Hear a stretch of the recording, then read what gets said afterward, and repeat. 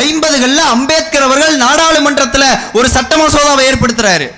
அவர் சட்டத்துறை அமைச்சராக இருக்கிறாரு. மாண்புமிகு அம்பேத்கர் அவர்கள் சட்டத்துறை அமைச்சராக இருக்கும்போது இந்து சட்ட திருத்த மசோதான்னு ஒரு விஷயத்தை கொண்டு வர்றாரு. அந்த சட்ட திருத்த மசோதா என்னன்னா வேற ஒன்றும் இல்லை, இந்து பெண்களுக்கு பூர்வீக சொத்துல பங்கு கொடுக்கணும் அப்படிங்கிறது, சம பங்கு கொடுக்கணும் அப்படிங்கிறது. அன்னைக்கு இருந்தவர்கள் இல்ல இல்ல பெண்களுக்கு எப்படி சொத்துல சமபங்கு கொடுக்கலாம், அதெல்லாம் ஏற்க முடியாதுன்னு சொல்லி அம்பேத்கர் ஏற்படுத்திய சட்டத்தையே தூக்கி எறிந்தார்கள். ஆனால் இந்தியாவிலேயே 1989 தமிழ்நாடு சட்டமன்றத்தில் தலைவர் கலைஞர் அவர்கள் கொண்டு வந்தார்.